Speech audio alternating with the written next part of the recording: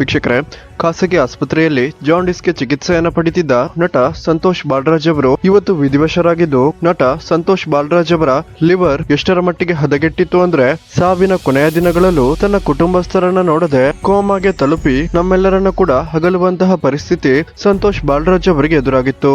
ವೀಕ್ಷಕರೇ, ಸಂತೋಷ್ ಬಾಲರಾಜ್ ಅವರಿಗೆ ಕೊನೆಯ ಸ್ಟೇಜ್ ನ ಜಾಂಡಿಸ್ ಆಗಿದ್ದು, ಚಿಕಿತ್ಸೆ ಪಡೆದುಕೊಳ್ಳುವ ಕೊನೆಯವರೆಗೂ ತನಗೆ ಜಾಂಡಿಸ್ ಇತ್ತು ಅನ್ನೋದು ಸಂತೋಷ್ ಅವರಿಗೆ ಗೊತ್ತೇ ಇರಲಿಲ್ಲ ಅನ್ನೋದು ಕುಟುಂಬಸ್ಥರ ವಾದವಾಗಿದ್ದು, ಹೆಚ್ಚಿನವರು ನಮ್ಮ ಕಣ್ಣುಗಳು ಹಳದಿಯಾದ್ರೆ ಮಾತ್ರ ಜಾಂಡಿಸ್ ಇದೆ ಅಂತ ಹೇಳ್ತಾರೆ. ಆದ್ರೆ ಕಣ್ಣುಗಳು ಹಳದಿಯಾಗದೆ ನಮಗೆ ಕಾಡುತ್ತಿರುವ ಆ ಕೆಲ ಸೈಲೆಂಟ್ ಲಕ್ಷಣಗಳು ಕೂಡ ಜಾಂಡಿಸ್ ನ ಲಕ್ಷಣಗಳು ಆಗಿದೆ ಅನ್ನೋದು ಹೆಚ್ಚಿನವರಿಗೆ ಗೊತ್ತಿಲ್ಲ. ಹಾಗಾದ್ರೆ ವೀಕ್ಷಕರೇ, ಈ ಒಂದು ವಿಡಿಯೋದಲ್ಲಿ ನಾವು ನಮ್ಗೆ ಜಾಂಡಿಸ್ ಇದೆ ಅಂತ ಹೇಳಲು ಸೈಲೆಂಟ್ ಆಗಿ ಹೆಚ್ಚಿನವರಿಗೆ ಕಾಡುತ್ತಿರುವ ಆ ಲಕ್ಷಣಗಳು ಯಾವುದು ಅನ್ನೋದನ್ನ ಈ ವಿಡಿಯೋದಲ್ಲಿ ನಾವು ನೋಡ್ಕೊಂಡು ಬರೋಣ.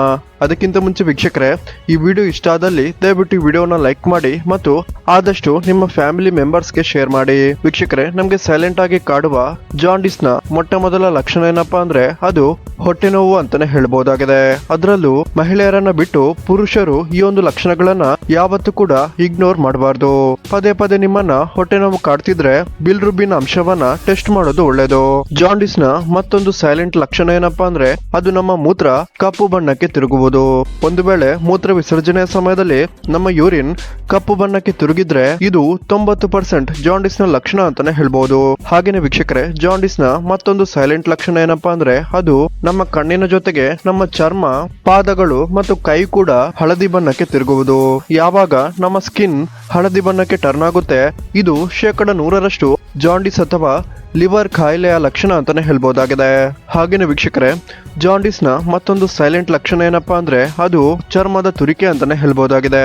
ಇದರ ಮುಂಚೆ ಹೇಳಿರುವ ಈ 3 ಲಕ್ಷಣಗಳ ಜೊತೆಗೆ ಚರ್ಮದ ತುರಿಕೆ ಕೂಡ ಉಂಟಾದ್ರೆ ಅದು 100% ಪಕ್ಕ ಜಾಂಡಿಸ್ ಅಂತಾನೆ ಹೇಳ್ಬಹುದಾಗಿದೆ. ಹಾಗೇನೆ ವೀಕ್ಷಕರೇ, ಜಾಂಡಿಸ್ ನ ಮತ್ತೊಂದು ಸೈಲೆಂಟ್ ಆದ ಲಕ್ಷಣ ಯಾವುದು ಅಂದ್ರೆ ಅದು ಅತಿಯಾದ ಸುಸ್ತು ಅಂತಾನೆ ಹೇಳ್ಬಹುದಾಗಿದೆ. ಈ ವಿಡಿಯೋದ ಮುಂಚೆ ಹೇಳಿರುವ 4 ಲಕ್ಷಣಗಳ ಜೊತೆಗೆ ಅತಿಯಾದ ಸುಸ್ತು ಮತ್ತು ಜ್ವರ ಪದೇ ಪದೇ ಬರ್ತಿದೆ ಅಂದ್ರೆ ಅದು ಹೆಪಟೈಟಿಸ್ ಬಿ ಅಥವಾ ಜಾಂಡಿಸ್ ಇರ್ಬೋದು ಅಂತ 100% ಹೇಳ್ಬಹುದಾಗಿದೆ. ಜಾಂಡಿಸ್ ಇದೆಯಾ ಇಲ್ವಾ ಅಂತ ತಿಳಿದುಕೊಳ್ಳೋದಿಕ್ಕೆ ಸರ್ಕಾರಿ ಆಸ್ಪತ್ರೆಯಲ್ಲಿ ಬಿಲ್ರುಬಿನ್ ಟೆಸ್ಟಿಂಗ್ ಅನ್ನ ಉಚಿತವಾಗಿ ಮಾಡಿಸಿಕೊಳ್ಬಹುದಾಗಿದೆ.